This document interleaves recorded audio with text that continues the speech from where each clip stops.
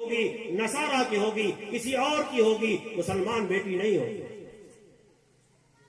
وقت نہیں ہے، ہم آپ کو قصے بتاتے ہیں۔ مولانا رحمت اللہ کشمیری اور مولانا ابراہیم صاحب، مولانا محمود صاحب راجستھانی، ان حضرات نے باہر ملکوں کا، سمرقند کا، بخارا کا، تشقند کا، کہاں کا سفر کیا، وہاں کے حالات کی رپورٹ لکھی۔ مولانا رحمت اللہ نے ایئرپورٹ پہ ایک جگہ جو ہے، یہ لوگ آئے اور آفس میں گئے تو خاتون نے کہا کہ ابھی آپ کے میزبان کچھ دیر میں آئیں گے، آپ حضرات یہاں تشریف رکھیں۔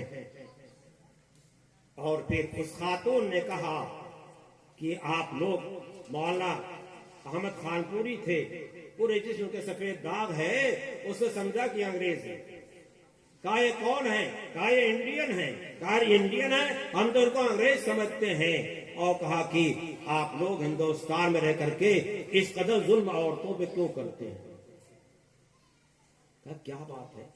کہا آپ ہندوستان میں دوپٹے کو لازم کرتے ہیں، میں مسلمان ہوں، میرے سر پہ دوپٹہ نہیں ہے، میری ماں مسلمان ہے، اس نے کبھی دوپٹہ نہیں اوڑھا ہے، میری دادی مسلمان ہے، اس نے کبھی دوپٹہ نہیں اوڑھا ہے، میری نانی مسلمان ہے، اس نے کبھی دوپٹہ نہیں اوڑھا ہے، آپ لوگ کیوں مجبور کرتے ہیں؟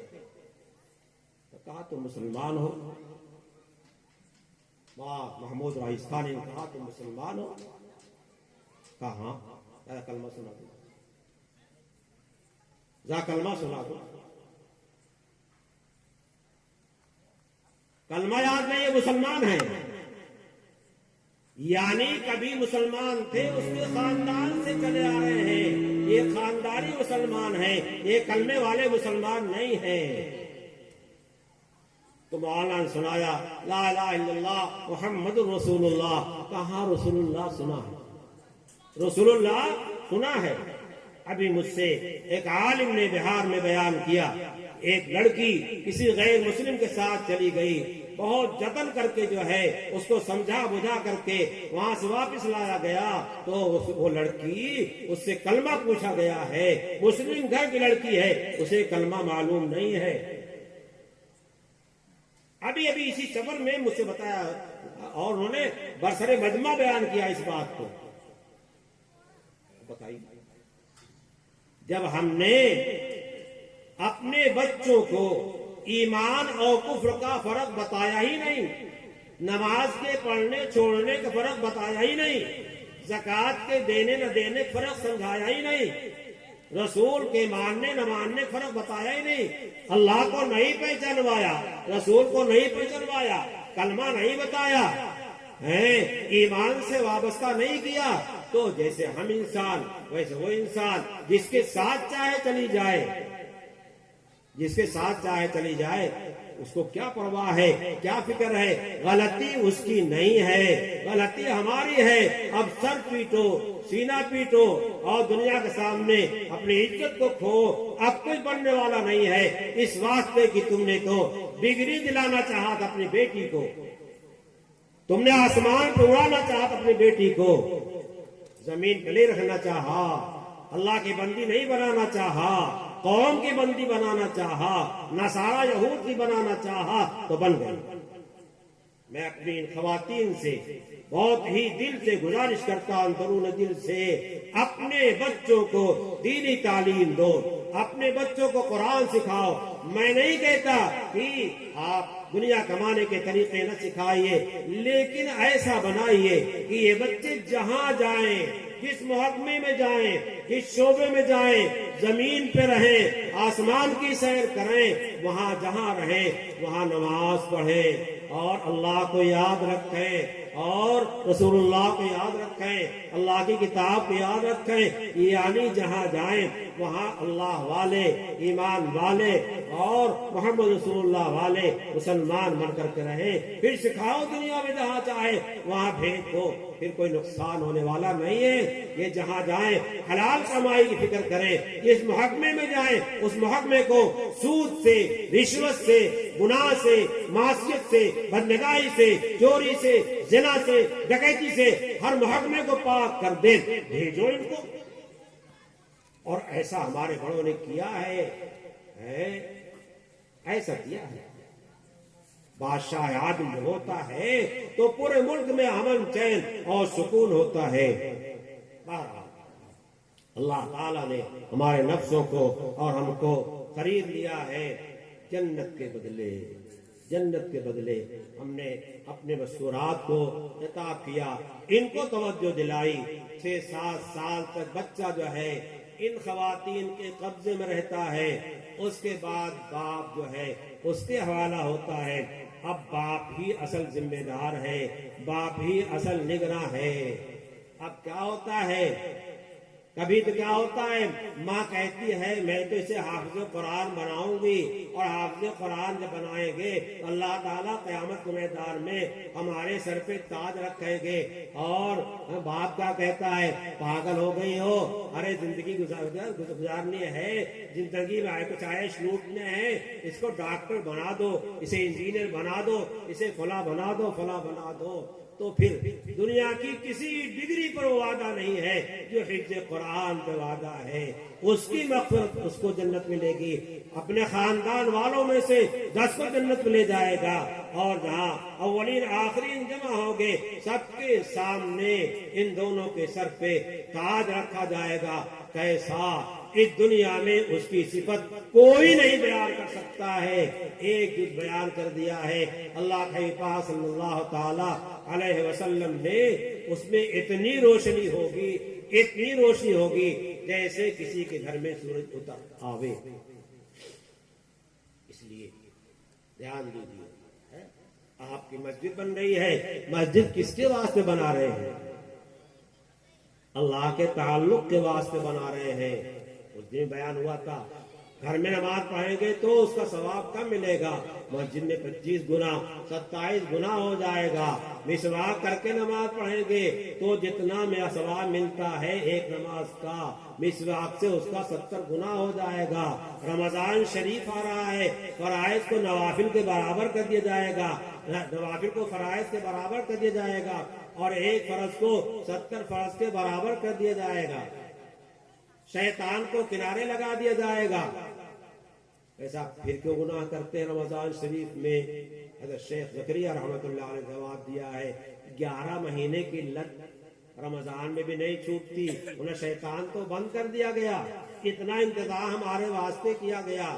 قرآن بھی رمضان میں نازل ہوا، ساری آسمانی کتابیں رمضان نازل ہوئیں. رمضان کو قرآن کو رمضان سے بڑی مناسبت ہے.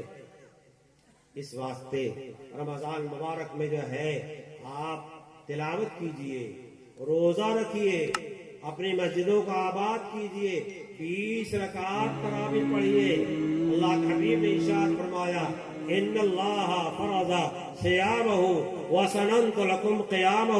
اللہ نے فرض کیا ہے رمضان کے روزے کو، اور میں نے سنت قرار دیا ہے اس کے قیام کو. قیام رمضان سے فقہاء محدثین تراویح مراد لیتے ہیں. اسی طریقے سے مصنف ابن عبد الرزاق کی روایت میں آتا ہے کہ نبی کریم صلی اللہ علیہ وسلم نے 20 رکعت تراویح پڑھی ہے. کئی رکعت پڑھی ہے؟ 20 رکعت پڑھی ہے. اب کچھ لوگوں کا کان کھڑا ہو جائے گا، صاحب مصنف عبد الرزاق کی روایت ہے تو حدیث کی کتاب، جب بخاری نہیں تھی تو کیا تھا؟ اور کیا بخاری نے تمام روایتوں کو جمع کر لیا؟ امام بخاری خود اقرار کرتے ہیں کہ میں نے مختصر سی روایتیں ذکر کیا ہے، بہت لمبی جو بہت ساری صحاح میرے پاس موجود ہیں. اس واسطے ہم ایک بات کہتے ہیں کہ بخاری میں بہت ساری روایات ایسی ہیں امام بخاری نے ذکر کیا ہے اور سند نہیں ذکر کیا ہے، لیکن دوسری جگہ بخاری مل جاتی ہے. اور بہت روایات ایسی ہیں بخاری میں نہیں ملتی ہیں، مصنف عبد الرزاق ملے گی، مصنف ابی شیبہ ملے گی، اور مسند بزار ملے گی، اور مسند احمد ملے گی. وہ تو بخاری نہیں ہے. پاگل پنے کوئی علاج نہیں ہے. حضرت عمر فاروق رضی اللہ تعالیٰ عنہ کا واقعہ امام بخاری نے ذکر کیا ہے. ٹہلتے ٹہلتے پہنچ گئے مسجد نبوی میں، کوئی وہاں نماز پڑھ رہا ہے، کوئی وہاں پڑھ رہا ہے، کچھ لوگ وہاں پڑھ رہے ہیں، کچھ لوگ وہاں پڑھ رہے ہیں، کچھ لوگ وہاں پڑھ رہے ہیں۔ وہ کیا ہے؟ یہی رات کی نماز تھی، رمضان والی تراویح۔ حضرت عمر فاروق نے صرف اتنا کیا ہے کہ حضرت ابی بن کعب، جن کو سید القرہ کہا جاتا ہے، ان کے پیچھے سب کو جمع کر دیا۔ یہ کون سا غلط کام کیا جس کو کہتے بدعت عمری ہے؟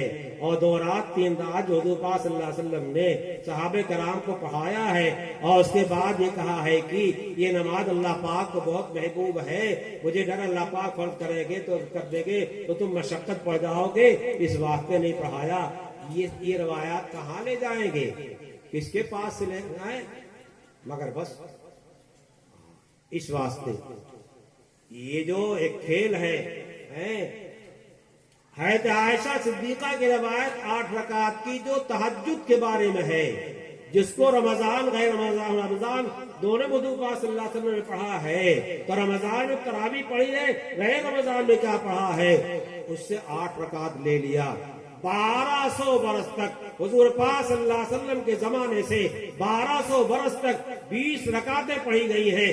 1200 برس کے بعد یہ فتنہ آیا ہے، یہ فرقہ آیا ہے جس نے مسلمانوں میں انتشار پیدا کیا ہے۔ ہم کو کہتے ہیں کہ یہ انتشار پیدا کرتے ہیں، بتاؤ تم 1200 برس تک کہاں تھے؟ کہاں تھے؟ اس لیے ایسی باتیں مت سنو۔ 20 رکعت پڑھو، تراویح 20 رکعت پڑھو گے، کچھ تو مجاہدہ کرنا پڑے گا۔ رمضان شریف میں دکان میں پیسہ خوب آتا ہے تو دن رات کی رات کیا ہے تو قربان کر دیتے ہیں، تب نیند نہیں آتی ہے، تب تھکاوٹ نہیں آتی ہے۔ اور اللہ کے نبی کا جب فرمان آتا ہے، اللہ کے نبی کی سنت آتی ہے تو تھکاوٹ آ جاتی ہے، گھٹنوں میں درد ہو جاتا ہے، کمر درد کرنے لگتی ہے، اور نیند آنے لگتی ہے۔ تو نیند تو سکون کی علامت ہے میاں، لگتا ہے سکون کی چیز کوئی ہے۔ اس واسطے 20 رکعت تراویح پڑھو اور رمضان کے فضائل حاصل کرو۔ رمضان کے فضائل میں اعتکاف ہے۔ اعتکاف میں جو آدمی اعتکاف کر لیتا ہے، جو نیکی باہر کرتا رہتا تھا اور اعتکاف کے اس نہیں کر پایا ہے، اعتکاف میں بلا کیے اس کو ثواب ملے گا۔ اور اعتکاف شقیرہ کا سنت موقدہ ہے، اور اس اعتکاف کے بارے وہ اعتکاف کاہے کے واسطے حضور نے کیا تھا؟ شب قدر کی تلاش کے واسطے کیا تھا، صحابہ کرام کی جماعت کے ساتھ کیا تھا، عشر اولیٰ کا کیا، عشر ثانیہ کا کیا، صحابہ کرام جماعت کے ساتھ، پھر عشر ثالثہ کا کیا، اور عشر ثالثہ میں تیسرے عشرے میں شب قدر ملی۔ شب قدر ہے کیا؟ لیلۃ القدر خیر من الف شہر۔ ایک آدمی 1000 مہینہ عبادت کرے اور ایک آدمی شب قدر میں کر لے تو شب قدر کی عبادت جو ہے 1000 مہینے کی عبادت سے بڑھ کر ہے۔ اگر کسی کو ہر سال ملتی گئی تو اس واسطے اپنی مسجدوں کو اعتکاف سے آباد کرو۔ کسی بوڑھے ٹھیلے کو ٹھیل کے مت لے جاؤ، بلکہ جوانوں تم حوصلہ پیدا کرو کہ ہم اعتکاف کریں گے، جماعت کے ساتھ اعتکاف کریں گے، ترتیب بنائیں گے، کتابی تعلیم ہوگی، تلاوت ہوگا، ذکر ہوگا، اور ایک نصاب چلے گا۔ 10 دن کے اندر جو ہے جس طریقے سے 10 دن کی چلے کی جماعت میں جا کر کے انسان بن کر کے آتے ہیں، اسی طریقے سے اپنے محلے کی مسجد بیٹھ کر کے اپنے مسجد کی اپنے گھر کر کے اپنی مسجد میں بیٹھ کر کے جو ہے 10 دن کا نصاب مکمل کر کے نمازوں کتنی ترقی کر جاتے ہیں۔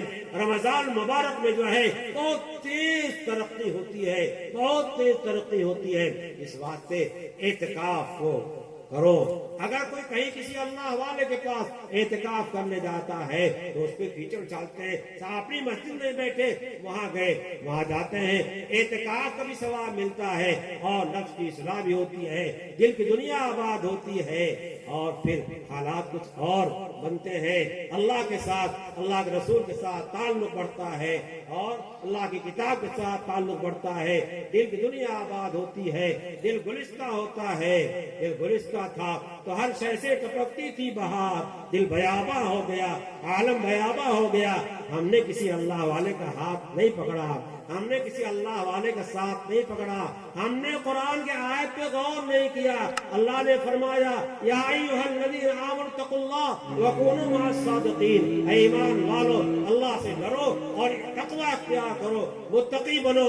متقی بننے کا راستہ اللہ نے جو بیان کیا، قرآن جو بیان کیا ہے، وہ صادقین کا ساتھ پکڑنا ہے، اللہ کے سچے بندوں کا ساتھ پکڑنا ہے، ان کے ساتھ رہنا ہے اور ان کی نقل دیکھنا ہے، ان کے ساتھ رہ کر کے دین کی مشق کرنی ہے، تمرین کرنی ہے۔ دل کی دنیا آباد کرتی ہے، دنیا کے فنون کو ان کے فنون کے پاس حاصل کیا جاتا ہے، تو آخرت کے فن کو اور دل کی دنیا کے آباد کرنے کے فن کو جو ہے کسی اللہ والے کے پاس بیٹھ کر کے اس کی جوتیاں سیدھی کر کے جو ہے وہ فن حاصل ہوگا، وہ چیز حاصل ہوگی۔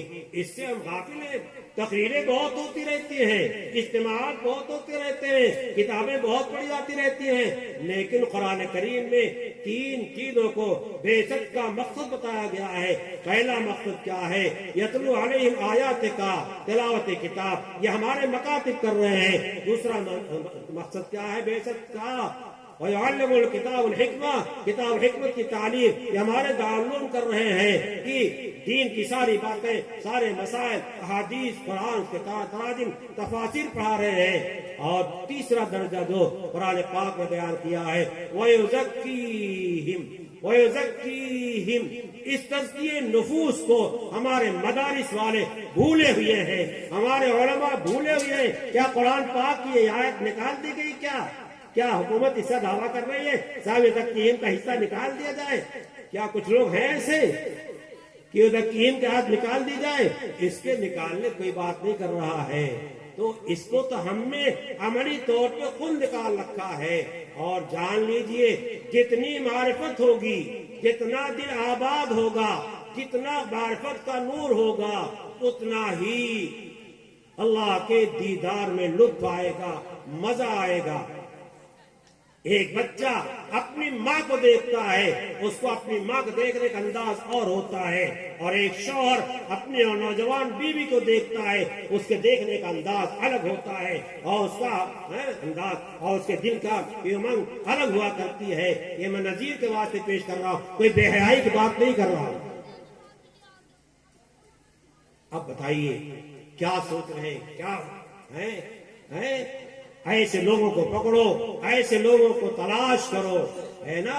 ہاں، اور ان کے ساتھ جو ہے رابطہ کرو، اور ان کے ساتھ رہ کر کے اپنے دل کی دنیا آباد کرو۔ حدیث پاک میں آتا ہے جسم کے اندر گوشت کا ٹکڑا ہے، جب وہ درست رہتا ہے تو سارا جسم درست رہتا ہے، اور یہ بگڑ جاتا ہے تو سارا جسم خراب ہو جاتا ہے۔ تو دل ہی پہ بنیاد ہے۔ دل مر گیا، انسان مر گیا۔ اگر دل زندہ ہے تو حضرت مفتی صاحب رحمۃ اللہ فرمایا کرتے تھے، دل کی مثال عادل بادشاہ کی ہے۔ اگر بادشاہ عادل ہے تو پورے ملک میں عدل انصاف پھیلے گا، سکون کی زندگی لوگ گزاریں گے۔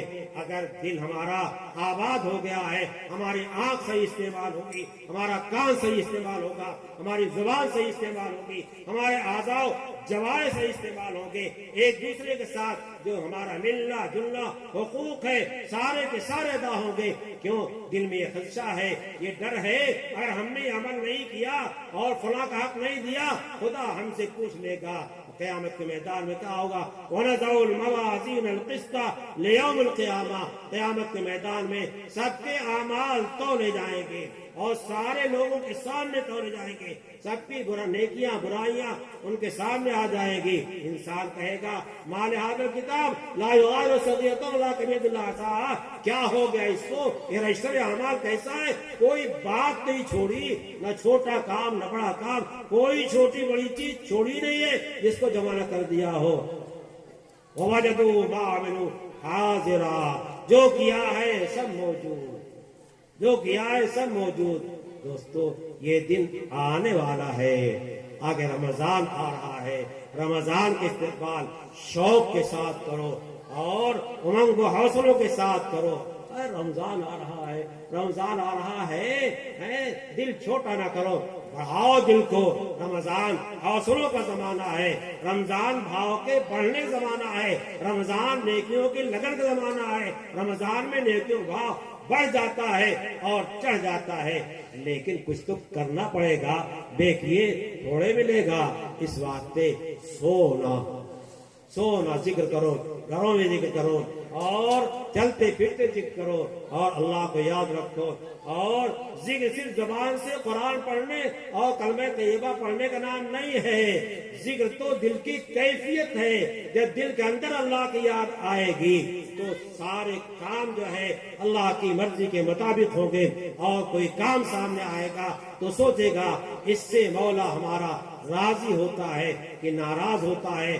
راضی ہوگا تو مولا کرے گا، چاہے ساری دنیا ناراض ہو جائے، اور ناراضگی کا ہوگا تو نہیں کرے گا، چاہے اس کام کرنے پر سب چاہ رہے ہوں۔ اس واسطے ہمارا اور تمہارا سب کا مزاج یہ ہونا چاہیے کہ ہم تو مرضی مولا پہ قربان ہونے والے ہیں۔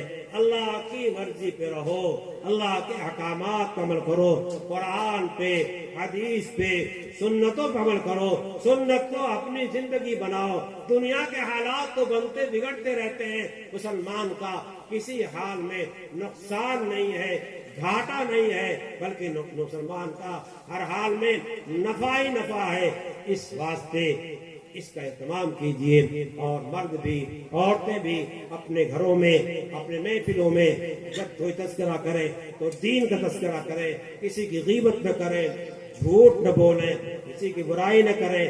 آنکھ کا گناہ، زبان کا گناہ، کان کا گناہ، ہاتھ کا گناہ، پیر کا گناہ، موبائل کا گناہ، یہ جو ہو رہا ہے، تصویریں جو دیکھی جا رہی موبائلوں میں، ان جو حسیناؤں کی تصویریں آ رہی ہیں، جوان مردوں کی تصویریں آ رہی ہیں، ان کو شہوت کی نظر سے دیکھنا جائز نہیں ہے، حرام ہے۔ نہیں کسی مفتی سے فتویٰ لا کے مجھے دکھا دو جائز ہے۔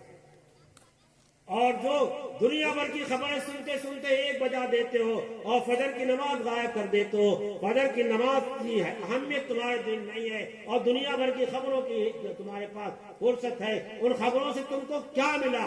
اپنا دین برباد کیا، دنیا برباد کیا، وقت برباد کیا، صحت برباد کیا۔ اس واسطے ہوش میں آ جاؤ۔ اللہ ہمیں بھی توفیق عطا فرمائے، آپ بھی توفیق عطا فرمائے۔ اللہ جلسے قبول فرمائے، جلسے میں انتظام کرنے والوں قبول فرمائے، آپ کی مسجد کو بہت قبول فرمائے، سہولت کے ساتھ مسجد بننے کے اسباب مہیا فرما دے۔ اللہ آپ کے حوصلوں قبول فرمائے، پردے غیب سے اس کی تکمیل کے اسباب مہیا فرمائے، اور ذکر والی مسجد اور اللہ کی یاد والی مسجد اللہ بنوا دے، پرسکون ماحول والی مسجد بنوا دے۔ اپنے گھروں میں بھی مسجدیں بناؤ، عورتیں نماز کی جگہیں بنائیں، وہاں تلاوت کریں، ذکر کریں، نماز پڑھیں، کتابی تعلیم کریں۔ حدیث پاک میں آتا ہے اپنے گھروں کو قبرستان نہ بناؤ، لا تجعلوا بیوتکم مقابرا۔ مقابر کا کیا حال ہے خدا معلوم۔ یہ شہر خاموشاں کیسی بستی ہے، زمین